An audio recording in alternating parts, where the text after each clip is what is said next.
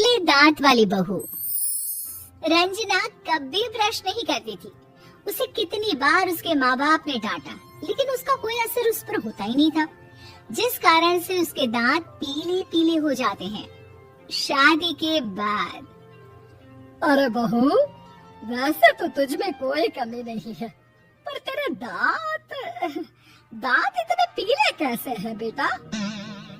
कैसे है मतलब? कोई सर्जरी थोड़ी ना कराई है। वो तो क्या नाम, मैं ब्रश नहीं करती थी तो पीले हो गए। अब क्या करो? आप कहे तो लाल करवा लूं या फिर काले? यार ये क्या है, क्यों माँ से लड़ रही हो? लड़ रही हूँ? अरे मैं लड़ रही हूँ या ये बोल रही है कि दांत पीले हैं, पीले। अरे तपस्या थोड़ी ना की है इन्हें पीले करने के लिए। बकायदा ब्रश नहीं किया है 20 साल तक, तब जाकर। छी, कैसी बात कर रही हो? ये उस वक्त तो पीले नहीं थे जब हम लोग तुम्हें देखने आए थे। अरे तब साफ करवा लिया होगा डेंटिस्ट के पास जाकर। अब देखो कैसे पीले पीले लग रहे हैं। रंजना सास की तरफ गुस्से से देखती है। फिर शुरू हो गई पीले पीले पीले। अरे पीले तो तब भी थे जब मेरे हाथ का रसगुल्ला उड़ा उड़ा कर खा रही थी और बोल रही थी, लड़की नहीं गुणों का खजाना दे रहे भाई साहब। अब वो लोग करते भी तो क्या करते, पीले दांत वाली बहू पल्ले पड़ी थी तो झेलना तो था ही। एक दिन कीर्तन में रंजना गाना गा रही थी। अरे कमला बहन, माँ का द्वार है, यहाँ तो सब शुद्ध होकर आते हैं, फिर अपनी बहू को ब्रश भी नहीं करवाती तुम। दूर से पीले पीले दांत भक्ति में बाधा उत्पन्न कर रहे हैं। और कोई 2 साल के बच्चे थोड़ी ना लेकर आई हूँ मैं बहू बनाकर। अच्छी खासी लड़की है, अरे कैसे करवाऊं ब्रश? ये तो उसे खुद करना चाहिए ना। अब माँ बाप तो इसके जैसे तैसे निपटा दिए, ये नहीं सोचा कि सास कैसे संभालेगी। सास बहू को लेकर घर आ जाती है, लेकिन सोच लेती है कि अब इसे लेकर कहीं नहीं जाएगी। अगले रोज बहू कहती है, अरे क्या हो गया, मंदिर नहीं जाना क्या? कीर्तन का वक्त हो रहा है। मेरी मधुर वाणी से कान्हा जी जागते हैं और सोते हैं। आप तो जानती है ना उनकी भक्ति में कितना मन लगता है मेरा। वो क्या है ना, तबीयत ठीक नहीं लग रही है मेरी, आराम करूंगी मैं। तबीयत ठीक नहीं लग रही? अभी तो मिथुन के गाने पर नाच रही थी आप, और अब बोल रही है कि तबीयत ठीक नहीं लग रही। अरे भक्ति में मन लगा लो सासू माँ, ऊपर जाना है, क्या मुंह दिखाओगी आप? हाँ? सास को बहू की बात पर गुस्सा आ जाता है। मैं क्या मुंह दिखाऊंगी, इसकी चिंता तू ना कर, समझी? अपने मुंह की चिंता कर, जो ये पीले पीले दांत लेकर हर जगह पहुंच जाती है। पता है लोग कितना मजाक बनाते हैं। ना जी ना, मैं नहीं जाना कहीं तेरे साथ। तो ये बात है, कोई ना, मत जाओ, मैं अपने कमरे में ही बैठकर भक्ति कर लूंगी। ऊपर वाला दांत थोड़ी ना देखता है, मन देखता है, भावना देखता है। और अरे बस बस, तू सब कुछ दिखा, बस ये सफेद चमकदार दांत ना दिखाना किसी को, है? जा यहाँ से। बहू को सास की बात का कोई फर्क नहीं पड़ता, वो तो जैसी थी वैसी ही रह जाती है। सुबह नहाकर किचन में खाना बनाना, फिर खाना खाना, कीर्तन भजन करना और सो जाना। एक दिन, माँ जी मैं सहेली के घर जा रही हूँ, शाम को लेट आऊंगी। हाँ तो जाना, मैंने कौन सा तेरी आरती करनी है घर पर बैठकर। रंजना सहेली के घर जाती है, जहाँ वो पार्टी में जाने की तैयारी कर रही होती है। अरे शिखा, कहाँ जाने की तैयारी कर रही है? मैं गलत वक्त पर आ गई क्या? अरे नहीं यार, उल्टा सही वक्त पर आई है।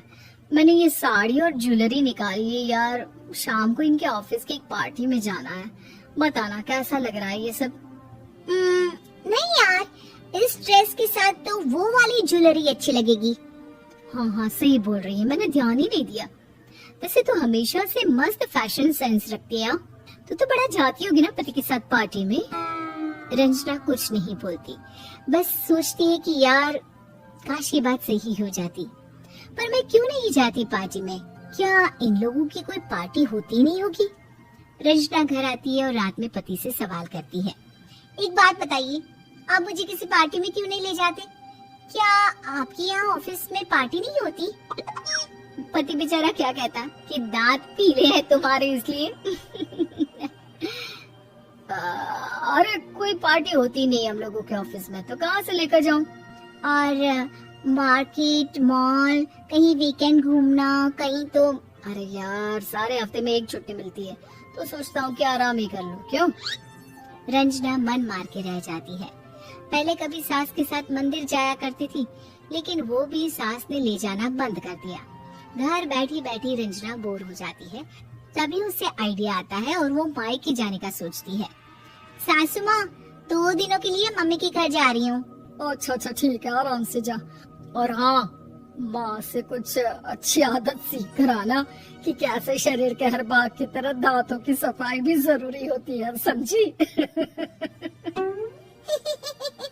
शुरू हो गई ना आप? वो लोग आपकी तरह नहीं है कि छोटी छोटी बात का बतंगड़ बना दे।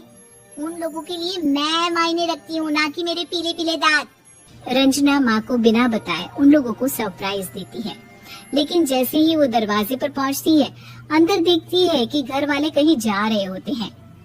अब माँ, काश रंजना दीदी के दांतों वाली प्रॉब्लम नहीं होती, तो वो भी हम लोगों के साथ चलती ना बुआ जी की बेटी की शादी में। हाँ बेटा, लेकिन अब उसे कौन समझाए कि उसको उसके पीले दांत नहीं दिखते, लेकिन उसके आसपास के लोगों को कितना एम्बैरेसिंग फील कराते हैं। मुझे तो कितनी बार उसके स्कूल की टीचर ने शिकायत की कि उसके साथ कोई लड़की बैठना भी नहीं चाहती, और ना ही कॉलेज में कोई उससे बात करना चाहता था।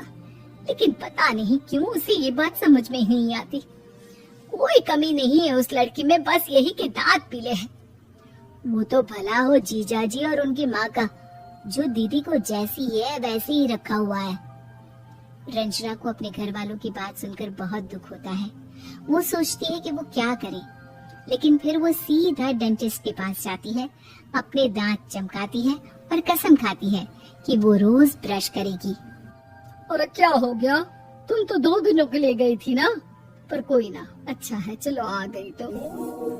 रंजना सास के सामने आकर खड़ी हो जाती है और पूरी स्माइल करती है, उसके चमकदार दांतों को दिखाती हुई। हैं? चले मंदिर? माँ, मुझे माफ कर दीजिए, मैंने आप लोगों को बहुत एम्बैरेसिंग फील करवाया। मैं आज से रोज ब्रश करूंगी।